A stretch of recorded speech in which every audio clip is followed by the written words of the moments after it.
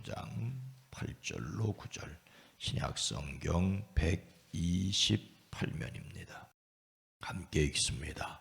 삭개오가 서서 주께 여짜오되 주여 보시옵소서 내 소유의 절반을 가난한 자들에게 주겠사오며 만일 누구의 것을 속여 빼앗은 일이 있으면 내 갑절이나 갚겠나이다.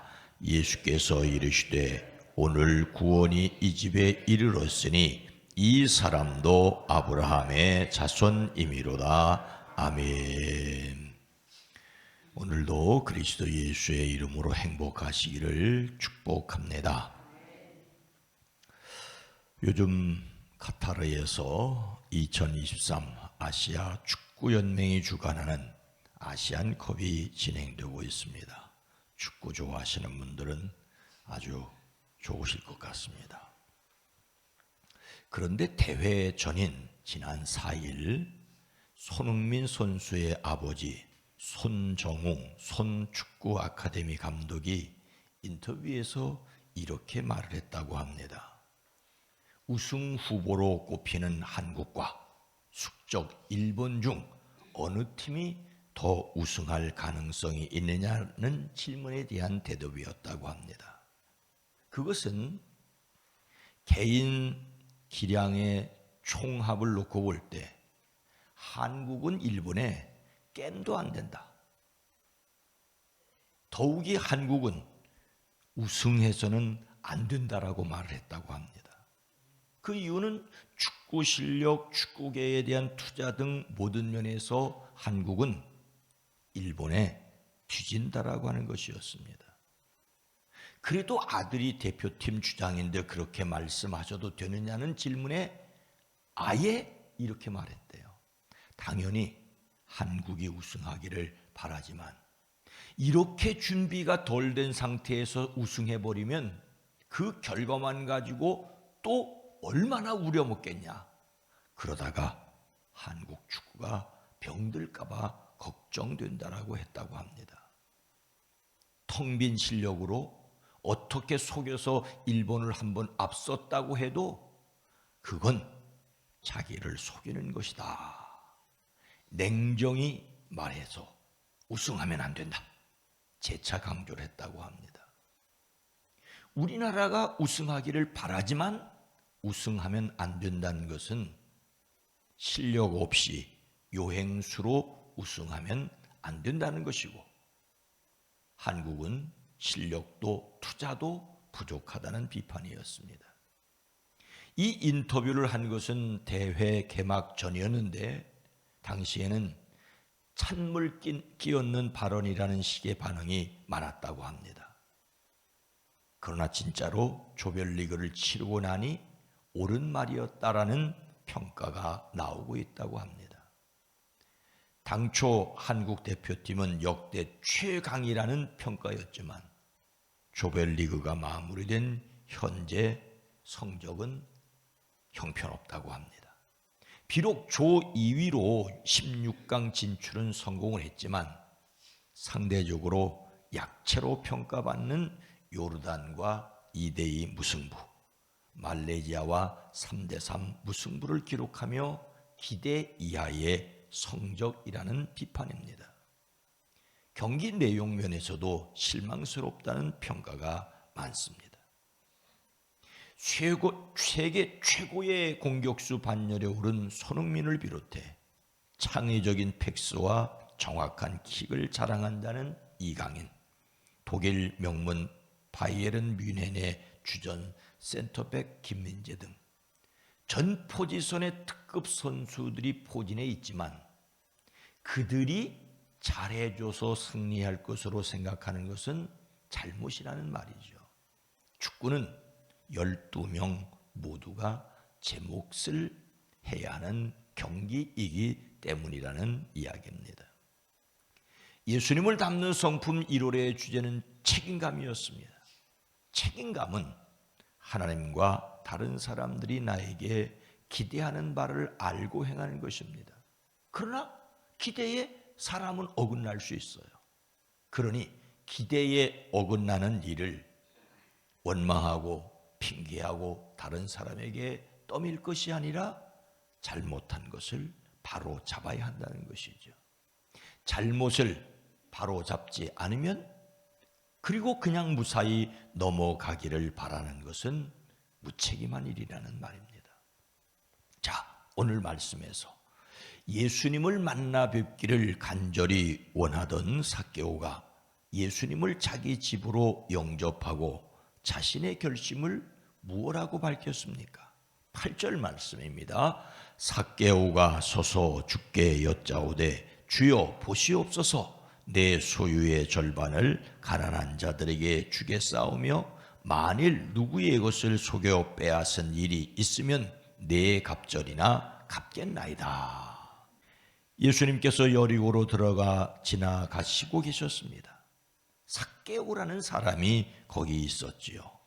그는 세관장이었고 부자였습니다. 삭개오라는 이름의 뜻은 순결한 또는 죄가 없음을 가리킵니다. 이름만으로는 그가 깨끗한 자요 의로운 자라는 말이죠. 하지만 삭개오는 그런 이름의 뜻대로 순결한 삶을 살지 못했습니다. 그의 직업은 당시 사람들이 부정하게 여기는 허가받은 도둑, 세리였죠. 그는 자신의 이름에 걸맞게 살지 못하는 삶에 어쩌면 갈등을 느끼고 있었을지 모르겠습니다.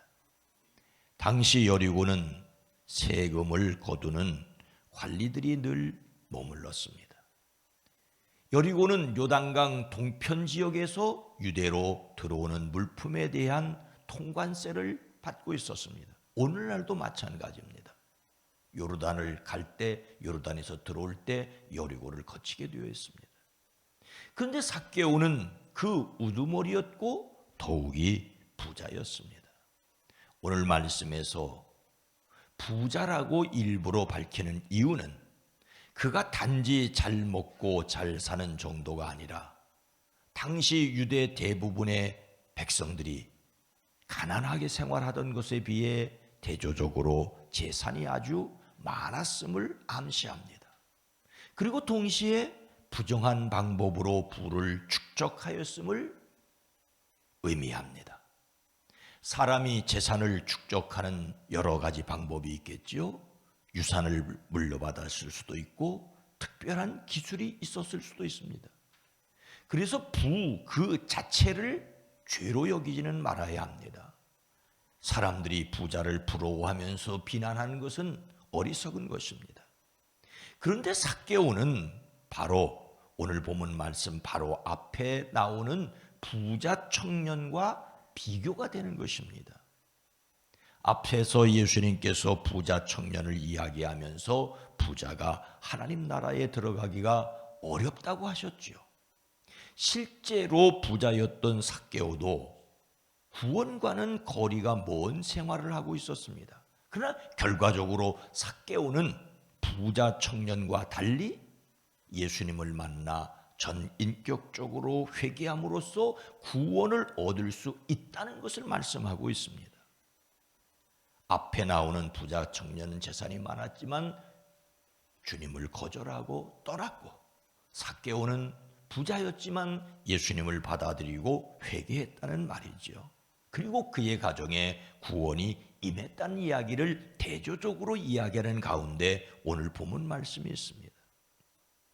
그렇다면 삭개오는 어떻게 회개를 했습니까? 예수님을 만나보려고 뽕나무에 올라갔던 삭개오는 자신의 이름을 부르는 예수님을 기뻐하면서 자기 집으로 모셔드렸습니다. 식사하던 중에 그는 일어서서 말합니다. 주님, 보십시오. 내 소유의 절반을 가난한 사람들에게 나누어 주겠습니다. 또 내가 누구에게 강제로 빼앗은 것이 있으면 4배로 하여 갚아 주겠습니다. 자신의 소유의 절반을 가난한 사람들에게 나누어 주겠다고 합니다. 그리고 속여 빼앗은 것은 4배로 갚아 주겠다고 합니다. 여기서 속여 빼앗다는 말은 무화과를 보여주다. 무화과를 보여주다. 우리의 상식으로는 전혀 이해할 수 없습니다. 무화과를 보여주다. 당시 불법적으로 무화과를 밀수출하는 자들이 있었습니다. 밀수출하는 사람들이 있었으니 그것을 찾아내고 밀고 하는 그런 일을 직업적으로 하는 사람들이 또 있었다고 합니다. 그런데 몰래 밀수출하는 사람을 잡아내고는 고발하지 않는다고 하며 적지 않는 돈을 강탈하는 사람들이 또 있었습니다. 즉 남의 약점을 이용해 불법적으로 돈벌이를 하는 사람들이 있었지요. 이런 일을 삭개오가 했을까요? 우리말 만일 누구의 것을 속여 빼앗은 일이 있으면 이라는 말은 속여서 빼앗은 일이 없지만 행여 있더라도 그런 뜻으로 들립니다. 그러나 오늘 성경 말씀은 본래 글자야 그대로의 뜻은 사실이라는 거예요. 삭개오가 세리장이라는 직위를 이용해 탈법과 밀수출하는 사람들을 로마 당국에 고발한다고 협박해서 그들로부터 상당히 많은 뒷돈을 강탈해 왔거나 자신의 권세를 이용하여 다른 사람들의 것을 억지로 빼앗은 일이 있었다는 말이죠. 이렇게 보면 삭개오는 참 나쁜 놈이 틀림없습니다. 그런데 이제 그 책임을 지겠다고 말하는 것이에요. 이것이 그가 전인격적으로 회개했다는 것입니다. 그는 잘못을 깨닫고 뉘우치고 고쳤습니다. 이 삭개오 앞에 나오는 부자 청년은 그렇게 나쁜 사람은 아닐 수도 있어요. 왜? 부모에게 많은 재산을 물려받았기 때문이죠. 그러나 예수님을 따르는 일을 거절했고 삭개오가 훨씬 더 나쁜 사람이었는데 잘못을 깨닫고 뉘우치고 고치겠다고 했던 것입니다. 자, 두 번째 문제로 예수님께서 삭개오의 집에 들어가시자 사람들은 모두 수군거렸습니다. 하지만 예수님께서 그 집에 무엇을 선포하십니까? 9절입니다. 9절 함께 읽습니다. 예수께서 이르시되 오늘 구원이 이 집에 이르렀으니 이 사람도 아브라함의 자손이미로다. 아멘. 오늘 구원이 이 집에 이르렀다. 이 사람도 아브라함의 자손이다. 삭개오가 진정으로 회개하였음을 확인한 예수님께서 삭개오와 그의 가정에까지 구원이 임하였다고 선포하십니다. 삭개오가 회개하였던 바로 그날 그의 집에 구원이라는 놀라운 사건이 발생했습니다. 물론 회개는 개인적인 것일 수 있어요. 그 개인에게 회개할 때 구원이 이릅니다. 그런데 그의 영향을 받아 회개하여 그리스도를 믿게 되는 그 가정에도 구원이 이르렀다는 것입니다. 다른 이들은 삭개오를 죄인이라고 정죄하였지만 예수님은 구원을 선포해 주셨습니다. 아브라함의 자손이라며 구원을 확신하지만 회개하지 않는 그들을 예수님은 정죄하셨습니다. 하지만 다른 사람들이 어떻게 저렇게 살 수 있느냐라고 손가락질하는 삭개오였지만 회개하는 그에게 바로 아브라함의 자손이라고 선포해 주셨습니다. 바로 예수님이 그의 이름을 불러주셨고 예수님이 그의 집에 방문했다라고 하는 이 놀라운 감격에 그의 삶이 변했고 그의 믿음이 그의 구원을 가져다 준 것이라고 할 수 있습니다. 자, 오늘 말씀을 마음에 새기고 자신을 부르신 예수님 앞에서 결심하고 고쳐야 할 것이 무엇이겠습니까? 삭개오, 그는 진짜 나쁜 사람이었을 수 있습니다. 그러나 그래서 그는 진짜 회개하고 뉘우쳤던 것입니다. 진짜로 예수님을 만났기 때문이었습니다. 진짜 예수님을 만난 사람으로 살아가는 저와 여러분 모두의 삶이 되어지기를 주의 이름으로 축원합니다. 거룩하신 하나님, 삭개오야 내려오너라 그의 이름을 불러주셨고 그의 집에 유하로 들어가셨기에 그는 기쁨과 감격으로 그가 했던 모든 것을 회개하였을 뿐만 아니라 행동을 돌이켜 책임을 지기로 했던 것을 볼 수 있습니다. 주님, 우리의 마음속에 주님이 들어와 함께 계심을 믿기에 부족해도 연약해도 책임적인 존재로 살아가게 하옵소서. 가정에서 아버지로 어머니로 또는 부모로서 자식으로서 책임을 감당하려고 하다가 힘들고 어렵게 느껴질 때, 일터에서 맡은 일을 감당하려고 할 때, 힘들어할 때 주님 책임을 다할 수 있도록 지켜주시옵소서.